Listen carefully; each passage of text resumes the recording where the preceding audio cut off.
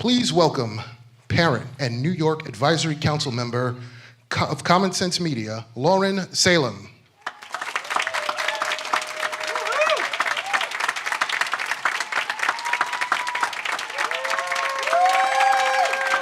President of New York State United Teachers, Melinda Person.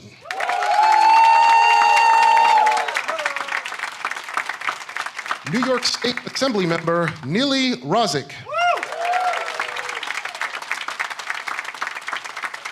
New York State Senator, Andrew Gardis.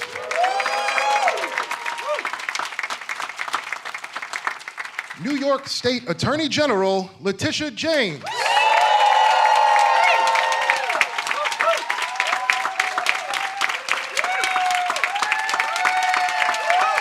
President, United Federation of Teachers, Michael Mulgrew.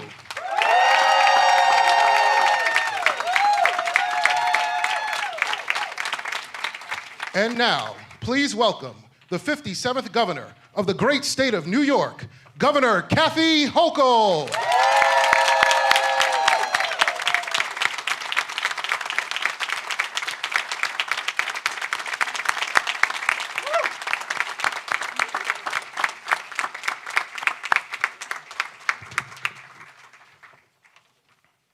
Good afternoon, everyone. And welcome to the United Federation of Teachers, and welcome to a group of concerned citizens who have made it our point to take care of the children of the state of New York. That is what we have focused our work upon. And let me be clear, this takes a coalition to make this happen. So when we first started this process, this journey, with our beautiful, wonderful Attorney General Tish James and our beautiful, wonderful Governor Kathy Hochul, we knew it. We said we have to protect our children in a place they spend more time now than ever before, and that is online. And we said we knew we had the research. We saw it. We saw it even, it became even worse coming out of COVID and during COVID. We said enough is enough, but we also all did our homework. And we knew that big tech did not want us to move. Big tech does not want these laws. They believe that no one should tell them what to do. But if something is dangerous, and it's dangerous specifically to children, then it is up to us to say, we're not going to have this. So we are happy that we are here to sign this legislation. But we also know this is not the end. We know that there's going to be challenges. They're not going to give up. But New York State will never give up on the safety of its children, and that is why we are all here today.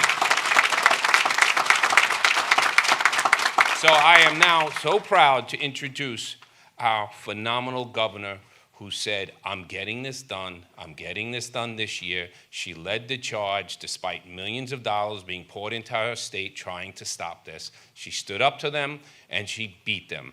Our Governor, Kathy Hochul.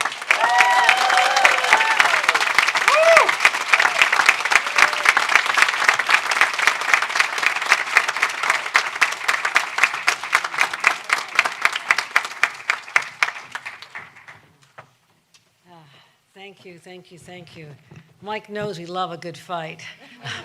Maybe it's the Irish in both of us. Today, we save our children. We have heard their cries for help, reminding us as adults that we have a moral responsibility to protect young New Yorkers from harm and from addictive forces that are trying to transport them from happy-go-lucky kids into teenagers who are depressed, isolating themselves from human contact, and in some extreme cases, contemplating ending their own lives. What happens here? What happened to these children? Let's talk about that. The damaging effect of social media's addictive algorithms, weaponized to use children's personal information, extracting millions of data points about their preferences, what they want to do, where they're going. They use all this to hold them captive to a barrage of unsolicited images and messages, and that must be stopped right now.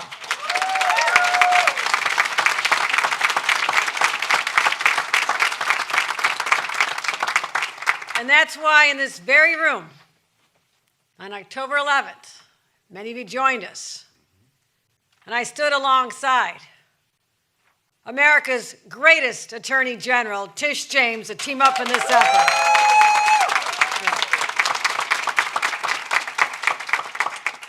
A senator and assembly member who would not take no for an answer. Let's give a huge round of applause to Senator Andrew Gardis and Senator Millie Rosic. And we made a commitment to a crowd full of worried, anxious parents and teachers who saw what was happening to these young people before their very eyes. We said we would take up this cause and that we would win, and that's what we did here today. And we stood with Mike Mulgrew, our host here today, the president of UFT, and the leader of NYSET, Melinda Person, because we needed them to bring people together, bring our teachers, work with our parents, belong with also our advocacy groups. And we said we would get this done. And then we would stop these forces and make sure that we could get the legislation done that changed the discourse around this. We are no longer helpless individuals who can say, well, this is how it is. This is life in 2024. I've never accepted the status quo. I'll always press on to find a better way. When it comes to protecting our kids, as New York's first mom governor, okay, this is where you hit me. I'll take on a fight for our kids any day of the week. For years, we've watched our kids spiral downward, wrestle with feelings of depression, anxiety, low self-esteem. How do they get out of that? And those feelings of isolation and sadness, oh, we know what the pandemic did to these kids. I have gathered so many teenagers across this state in community centers, youth centers, in classrooms, libraries. And when you ask them about the pandemic, totally different response than you get from adults. Adults will say, yeah, we're okay now. We moved down. We're not wearing masks. We're good, right? We've adapted because a significant percentage of our lives was not isolated from others. These are kids, a fourth grader, sixth grader, eighth grader, 10th grader. You keep them isolated for 1 to 2 years, that has a long-term effect on them. But what were they doing during that time? We thought they might be studying remotely, learning from class. Yeah, the teachers in the room were just laughing. The parents are saying, no, that didn't happen, right? We lost that time. Well, how did they fill their hours? They had an escape, but it was not talking to other kids in person or talking to parents or playing outside. They're taken to a place in their own bedrooms that grew darker and darker because it pulled them in to a place where they could not escape from. That's what the pandemic did to our kids. At the same time, the emergence of these algorithms actually started earlier, but we saw the full force of their power during this time. So as I said, we listened to our kids. We said we'd fight for solutions. We talk about mental health a lot here in the state of New York. Nobody can match our billion-dollar investment in mental health. But that's not just for, go ahead and clap for that, because I want to thank you.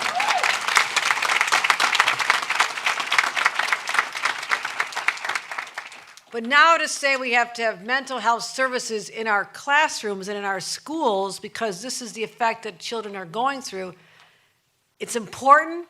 We'll do it. We're doing it now. But did you ever think that this would become a necessity? When I'm talking to a grade school guidance counselor, they said 40% of their kids are depressed in grade school. These kids aren't set up for success. How are they going to turn their lives around and be fulfilled, healthy adults when they're in that place as children, the most carefree time of their lives? I'll never forget the voice of one young girl. She was telling what it was like. Even when she's sitting there talking to the governor of New York, she could not put her phone down. Could not put her phone down. I said, I know what you're doing. My kids used to do this too. Pay attention. She said, you've got to help us. We can't stop ourselves anymore. That wasn't her fault.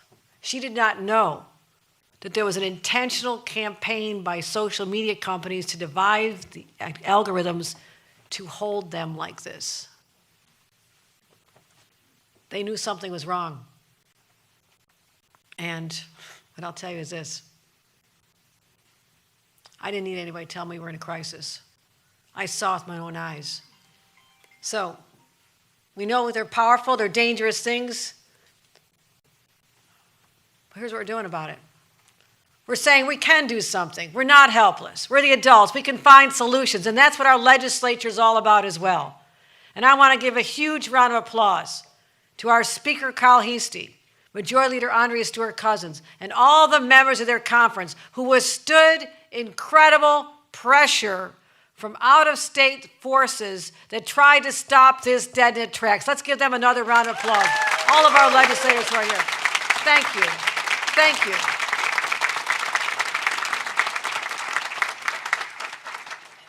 So, what does solution look like? Well, other states should start paying attention to New York.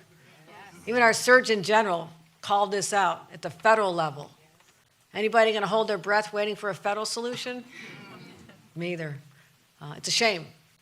Because when the Surgeon General, who's charged with the nation's health, says that teens who use social media more than 3 hours a day face double the risk of depression and anxious symptoms.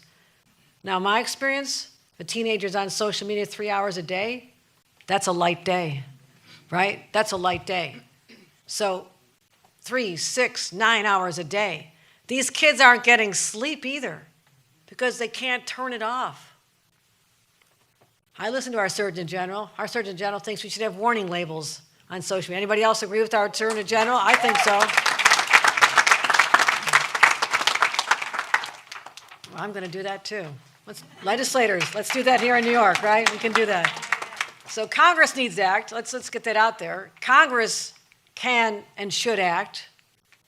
They can have a national standard, but until such time, we'll lead the nation in so many ways we've always done before. So let's get done. Let's get this done. We can protect our kids. We can tell the companies that you are not allowed to do this. You don't have a right to do this. That parents should have say over their children's lives and their health, not you. Not you who are on a marketing quest to have people follow you for the rest of their lives. We can stop that right now. And let's get that done. So that's what the Safe for Kids Act and the Child Data Protection Acts were all about in October. And we said we knew this to be a fight. And we said, bring it on. Bring it on. Our kids are worth fighting for. Do you agree with that? Our kids are worth fighting for. Will not be daunted. We will not waver. And this is proof of what we can do together, legislators and our Attorney General, and the power of the parents' organizations and unions like our teachers' unions. Look at the power of what we accomplished here today. People never thought we'd see this day. Back in October, oh, that's a nice idea. Nice idea. Good luck with that one. Did you ever think you'd see us here? First day of summer? Is it the first day of summer? Anybody feel like we've been in summer a long time? But we didn't cower to these interests. We didn't surrender. We didn't throw in the towel. Because New Yorkers don't do that. When there's a fight worth fighting, you stay the course. You don't give up because there's too much on the line. And this formidable coalition that I'm with here today, I'm so proud of all of you. All of you stood up when our children needed you. And we'll stop at nothing to protect our children because it makes that big a difference. So I'm going to thank the coalitions as well. Common Sense Media, let's give them a round of applause. Mothers Against Media Addiction, the Long Island Coalition Against Bullying, the National Alliance on Mental Illness, parent leaders like Kathleen Spence and Norma Nazario, thank you, who know more than anyone the toll that social media addiction can take. And again, our teachers' unions. We're not done. They'll keep finding ways. There's too much profit on the line. Our kids will not be commoditized. We will not then make money off our kids, our babies anymore. That is not happening here. So here we are, the first in the nation. First in the nation. I'm so proud of all of you for what you're doing. Every generation has its challenges when it comes to our children's health, right? Remember we had to stand up and keep cigarettes out of the hands of kids? Remember we had to stand up and say no alcohol in the hands of our kids? Regulating legal cannabis, saying it can't be in the hands of our kids? This is one more way that we show when the forces of society start getting into our families' homes, parents rise up, and it's powerful. It's powerful when you have allies in the legislature and elsewhere. There's no stopping us. We will save lives with this, my friends. People will not come back and thank us for this day because they'll never know what we saved them from. But in our hearts, we know that we've already lost too many kids, or kids that are spiraling for a long time now. And it's our job to pull them back, to let them know that their lives matter, that no matter how you feel about yourself because of all these influences and even the bullying in schools and people say bad things about you, you have value as a human being. You're a New Yorker. That gives you something that nobody else in this country has. You have the strength to endure. So I'm so proud to sign these bills. Let's bring it on, ladies and gentlemen. Congratulations to everyone for getting it over the finish line. We did it. We did it. We did it. Thank you. She doesn't need an introduction in this room, but she's a great friend of mine, our Attorney General, Tish James. Thank you, thank you, thank you.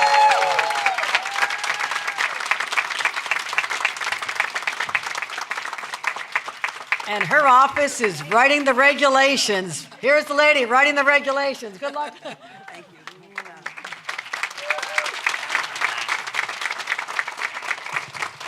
So I've got a little Irish in me. That's why they refer to me as Letitia O. Jameson. So yeah, I'm up for a good fight, but I have a hell of a lot of Brooklyn in me as well. So when I walked in, there was a sign that said, "Teachers want what children need." And so I want to thank Michael Mulgrove. I want to thank UFT. I want to thank my good friend, Melinda Person. And I want to thank all of you who are here today, because this is what our children need. And today, Governor, you're right. Today is the solstice. We'll have more daylight this day than any day of the year. And today we bring transparency and we bring openness to our children. And we stand together united as one. And we stand against those forces, obviously, who want to do harm to our children. Today is a great day. And it's an honor and a privilege to be with all of you. But we could not get this done without the leadership of Assembly Member Neely Rosic, a mom herself.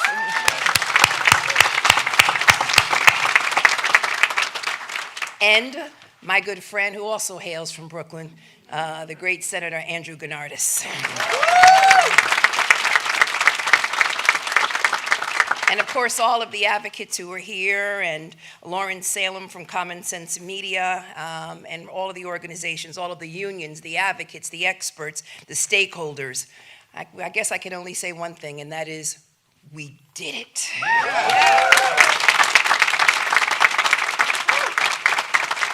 And why? Because we wanted to protect children. It's as simple as that. Because nationwide, children and teens are struggling with significantly high rates of depression, anxiety, suicidal thoughts, suicidal ideation, and other mental health issues, largely because of social media. During COVID, my neighbor reached out to me because her daughter, unfortunately, was engaging in self-mutilation. Primarily because she's on social media about 10 hours a day. We couldn't find a bed for her. And it was this, her mother contacted me because I had to reach out and find a bed for her. It shouldn't take the Attorney General of the state of New York to find a bed for a child.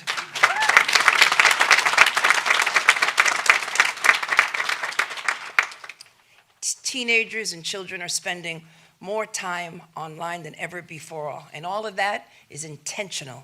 It's by design. Teenagers are online for at least 8 hours a day, every day, and most of the time they're on social media. Social media platforms manipulate what our children see online to keep them on the platforms as long as possible. In fact, just this morning, the Wall Street Journal uncovered that Instagram recommends sexual content to teenagers' accounts. And the Wall Street Journal's investigation found that Instagram pushed sexualized content within minutes of these children logging on. Within minutes. Minutes. And yes, this Attorney General, we're on it. Yes, I authorized a letter to send out to these social media platforms because young children should not be sexualized at all. And as most of you know,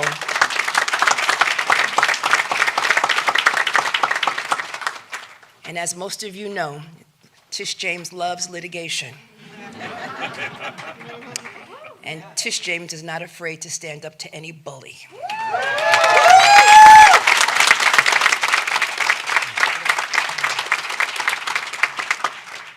Social media platforms know that capturing attention quickly will keep children online longer. The more ads they will see, the more data can be collected, basically to sell, to monetize, to advertisers. So companies have been using addictive feeds to show new content to users, and unfortunately that includes sexual content, basically to keep them on the platforms as long as possible. And it has taken a toll on our children's mental health. And just as we label cigarettes as addictive and hazardous to our health, we should do the same for social media platforms. It appears that social media platforms have taken a page out of big tobacco, and we've got to push back. Simply put, the more time young people spend on social media, the more that they are at risk at developing serious mental health concerns. But thanks to what we are doing today, hopefully the tide will now turn. But our work is not over, my friends. We're going to have to stay together in this coalition as we go forward. The legislation that Governor Hochul is signing today is the result of countless hours of hard work. And on the part of my team, and I want to thank my team, the members of the New York State Attorney General for all that they have done, the bill sponsors, the governor's teams, and the legislators' teams, and all the advocates and stakeholders. We pounded the pavement. We talked to anyone who would listen. We helped raise this issue for months on end. We saw the social media companies, they weren't quiet. They weren't exactly quiet about their views of the bill. In fact, we would pass them in the halls of the LOB, the Legislative Office Building. But that didn't stop us, and it didn't get us down. In fact, it motivated us to keep going, to keep knocking on more doors, to gather more people in, to draw more attention to what is happening to our children. We redoubled our efforts because we knew kids and families were counting on us. They threw money, and we had bodies and bodies of parents and parents from all over the state of New York who recognized the dangers of social media. And we knew states around the nation were watching us because, as you all know, New York always leads. And these bills that are about to be signed into law will take on the most dangerous aspects of social media, the addictive algorithmic feeds that exploit impressionable minds, the bombardment of notifications that come overnight when children need to, they must sleep and rest. The tracking and peddling of private information at children that put them at risk. These bills will empower my office to set rules and ensure companies are following them. So again, I want to applaud Senator Gardis, Assemblymember Rosic for these great bills. I want to thank all of the advocates who are here today. I want to thank you so much for your leadership, as well as members of Labor. I want to thank Senate Majority Leader Andrew Stewart-Cousins, Assembly Speaker Hasty, for advancing these bills. And of course, I want to thank the great Governor of New York, Kathy Hochul, for signing these bills and for leading us forward. Thank you, UFT, for hosting us. Thank you all. And of course, thank you for everyone who was here. And thank you for all of those individuals who had hard talks and who really fought to get us here today. I truly appreciate you. And now it is my honor and my privilege to welcome up the Senate bill sponsor. Ladies and gentlemen, a big round of applause to Senator Andrew Gardis.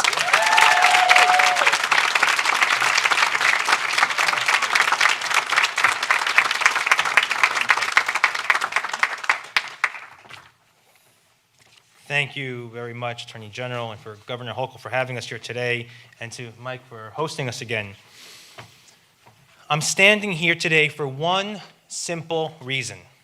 I want our children, my children, to live in a world where big tech does not profit at their expense, doesn't profit off their mental health, doesn't profit off their personal data, and most of all, does not profit off of their lives. By now, the link between social media and mental health is clear. The Surgeon General, as we've just heard, not Andrew Gardis, not Nellie Rosic, not Letitia James, not Kathy Hochul, the chief public health official in this country says that social media is unsafe for kids. In fact, as we heard, he wants to put warning labels on social media apps just like we do for cigarettes and alcohol. He has compared what's happening in social media to the equivalent of having children in cars that have no safety features and driving on roads with no speed limits. Now, social media companies claim to care about this crisis. They claim that they are doing everything they can to protect young users and create safe spaces online. But don't be mistaken for a second, because if they wanted to fix this crisis, they could, like that. Remember what I set up on this very stage last October? It was in response to a question from a reporter. I said big tech was going to lie about the impact that their products have on kids, and they were going to lie about what these bills were meant to do to help. They fought us every step of the way. They spent more than $1 million lobbying against these bills. They created AstroTurf coalitions to feign opposition to our bills and tried to convince us that social media algorithms are good. They waged a vigorous whisper campaign to sow doubt about our efforts and instead asked us to trust them with kids on their platform. And they spread misinformation about what these bills do and tried to claim, believe it or not, that we wanted to shut the internet down for kids. In other words, they wanted us to believe that kids are safer without seatbelts. The fact of the matter is, their very business model is built on maximizing user engagement and keeping our eyes glued on their screens for as long as possible so that they can make money off of us. And the numbers prove it. In 2022, social media platforms like Instagram and TikTok made nearly $11 billion, that's billion with a B, $1 billion in ad revenue just off of users under 18. Big tech does not care about the youth mental health crisis they've created because they are profiting off of it. But today, we're going to act. When the governor signs these bills, we are going to put seatbelts back in cars.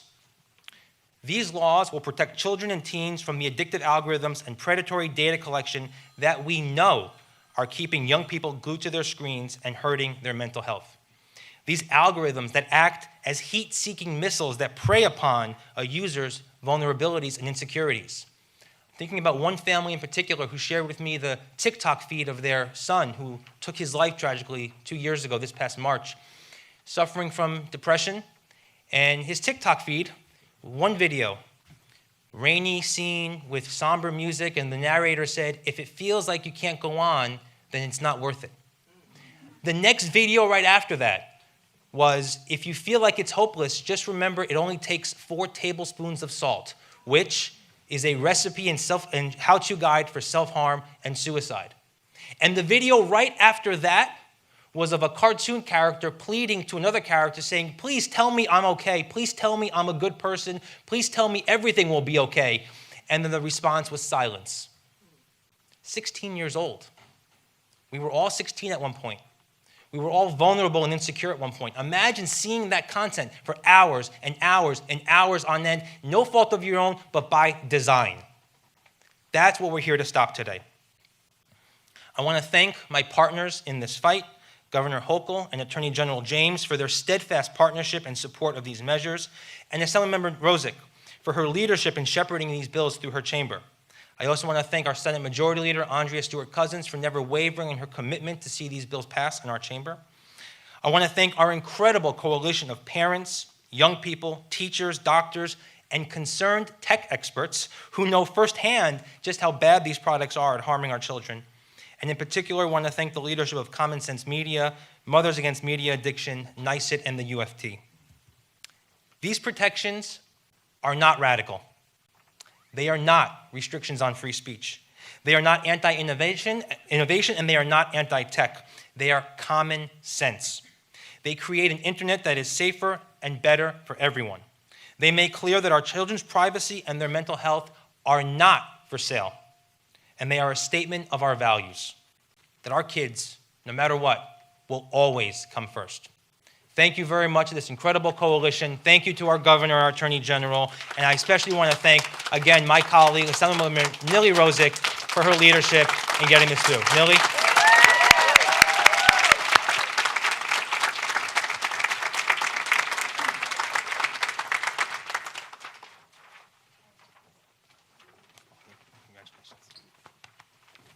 Give it up for Senator Gardis one more time.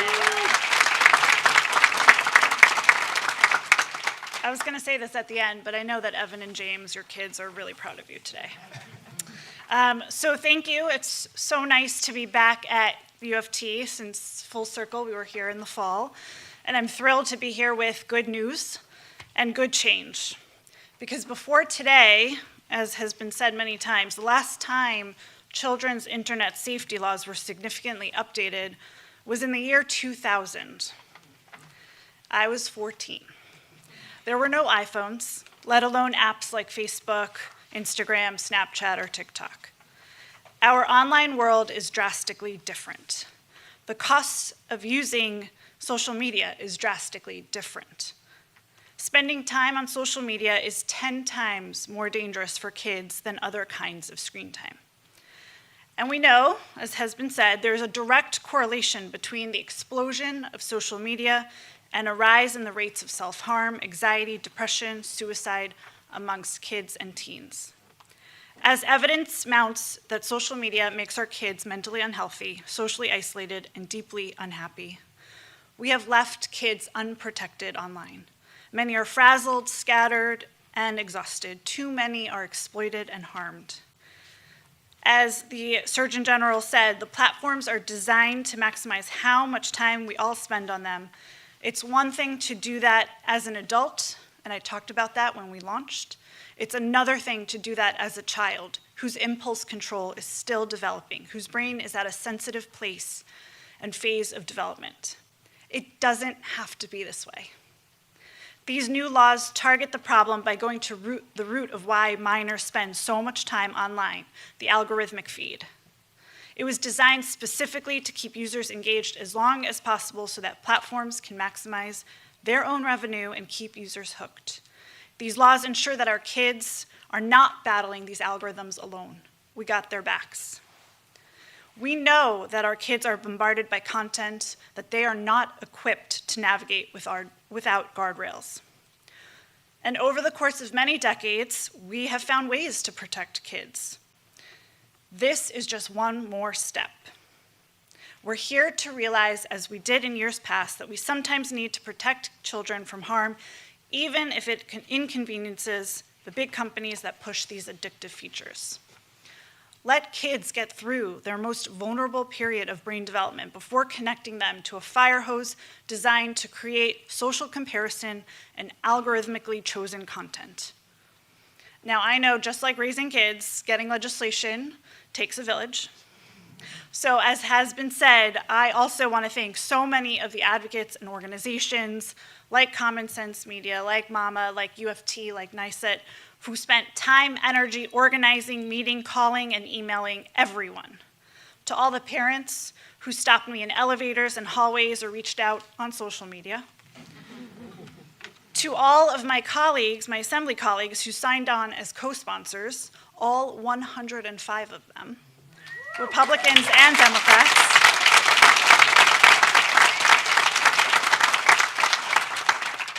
And to all of them who voted for the bills. There are so many who helped get to this first in the nation legislation, and I especially want to thank Speaker Hasty and his entire team. We really pushed hard at the end, and I know it was difficult because there were so many competing things, but we got this done. To Governor Hochul and Attorney General James, who have been incredible leaders on this issue, who lent not only their support early on, but the full force of their offices. That is not a little thing, so I thank both of you.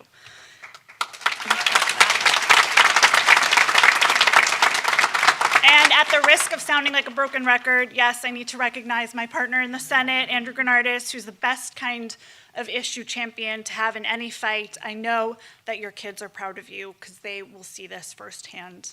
And of course, to our respective staffs who really know every inch of this bill, every I, every T, thank you all for helping us make New York safe for kids. I'm really grateful. Y ahora en español, porque ya sé que me van a preguntar. This is for you, Univision. Nueva York está siendo pionera en toda la nación para proteger a nuestros niños de los peligros potenciales de las redes sociales y protegiendo también sus datos personales. Hoy hacemos algo histórico en nuestros esfuerzos para abordar la crisis de salud mental y crear un entorno digital más seguro para nuestros jóvenes. Sabemos que están siendo bombardeados con contenidos que no están preparados para navegar sin limitaciones parentales. Necesitamos un mundo más seguro para ellos. A medida que aprendemos sobre el impacto dañino y a menudo mortal de las redes sociales, es nuestra responsabilidad como legisladores y padres brindarles la protección necesaria y garantizar espacios digitales seguros para ellos. Gracias a nuestro Governor Hochul y Attorney General James por su apoyo. Gracias. Thank you so much. We're here to celebrate, and I can't wait to do that. And without further ado, Melinda Person.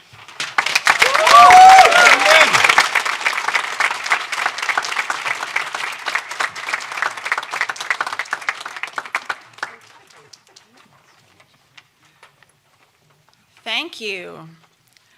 I want to echo all of the many thank yous that have already been said. Our amazing governor, our attorney general, the sponsors of this legislation, and all of the advocates around the state who have made this day a reality. Leading the nation, when I saw that, I thought about this morning, I was watching CBS News, and this bill signing was the second item on the national news. So this is a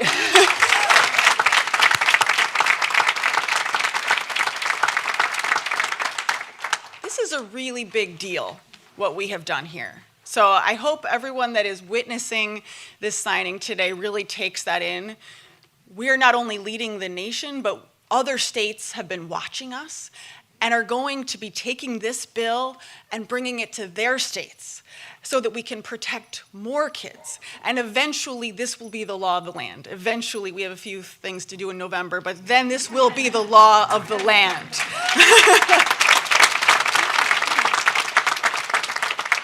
So I am here celebrating on behalf of NYSET's 700,000 members across the state of New York.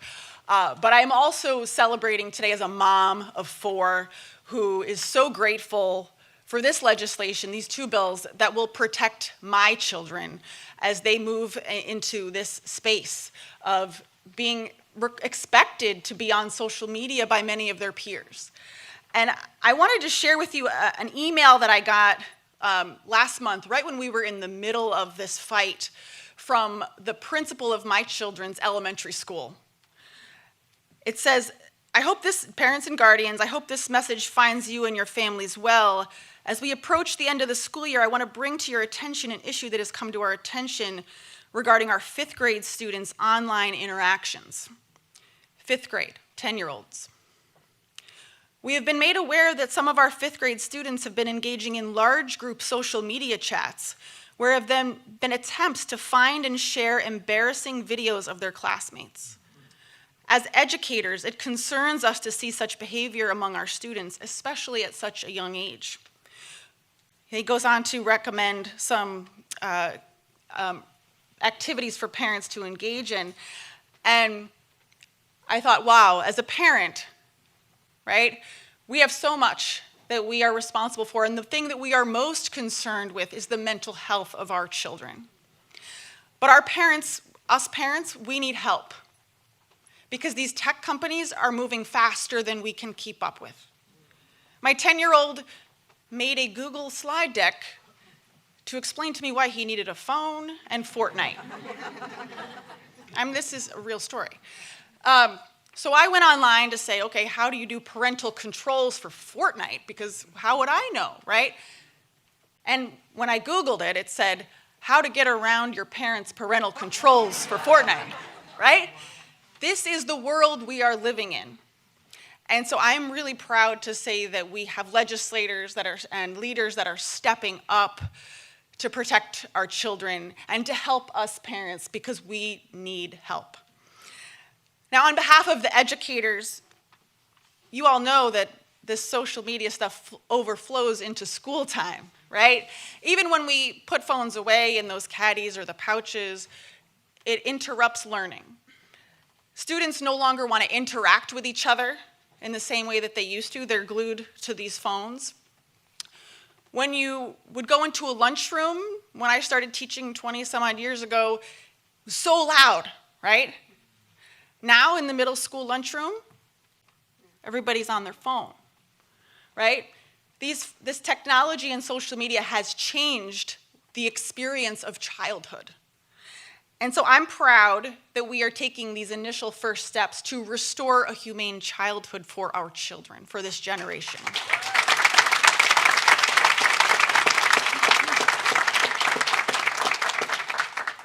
And I give the pleasure of introducing our next speaker, Lauren Salem, a fellow mom, and there's no one that can stop a mom who's trying to protect her children, a mom that is involved with Common Sense Media. Thank you.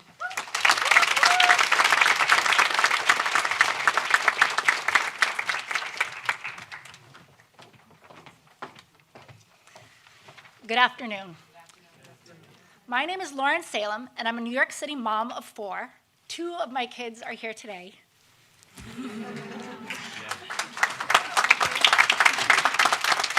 I'm also a proud member of the New York Advisory Council of Common Sense Media, the leading advocacy organization that supported passage of these remarkable bills. It's an honor to stand here with Governor Hochul, Attorney General James, Senator Gardis, and Assemblymember Rosic. Thank you for being champions for New York's children. This was not an easy fight. Like David versus Goliath, we stood up to powerful social media companies and their lobbyists, lawyers, and money, and we won.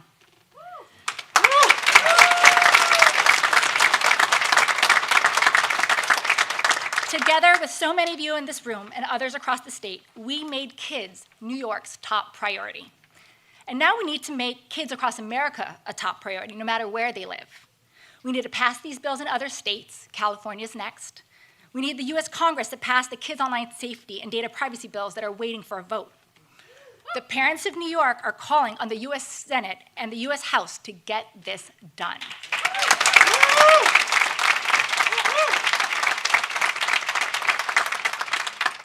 Using technology is a reality for my kids as much as it is for everyone's kids. It has so many upsides, but it presents real harms as well. Harms that as a mom, I should not have to accept. I worry about my kids' exposure to the cyberbullying, predators, and harmful content. I worry about their mental health and their sleep. I worry because I'm a parent, and the burden to protect and support our kids in the digital world has primarily and unfairly fallen on us. Social media sites can and must be designed with kids' well-being in mind. But tech companies, as we've talked about, make so much money from keeping our kids glued to these devices and exploiting their personal data that they won't make the internet safer on their own. They have to be forced to do it, and now New York has done that. Woo-hoo!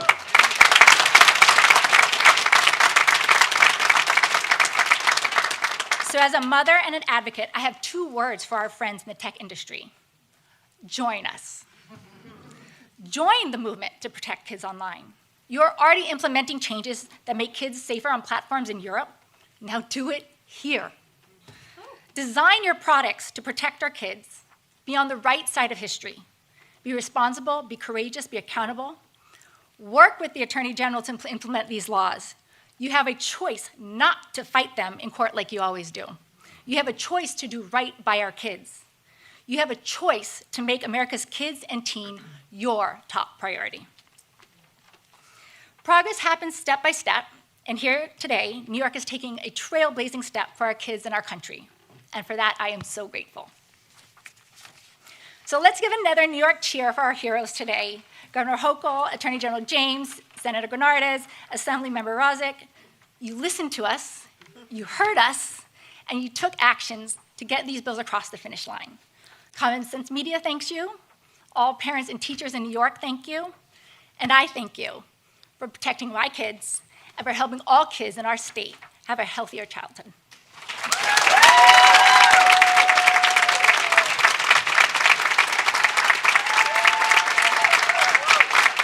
Please remain seated while the bills are being signed.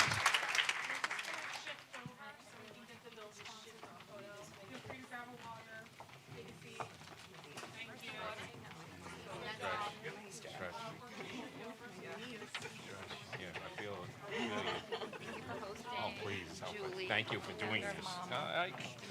Very well done. We're all happy today, right?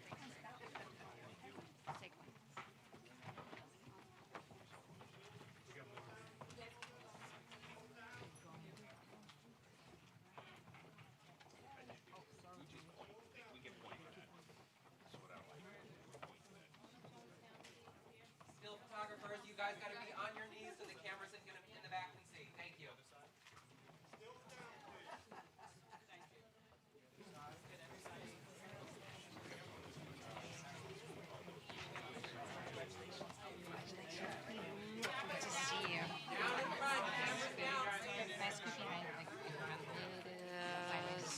Squeeze, half shoulder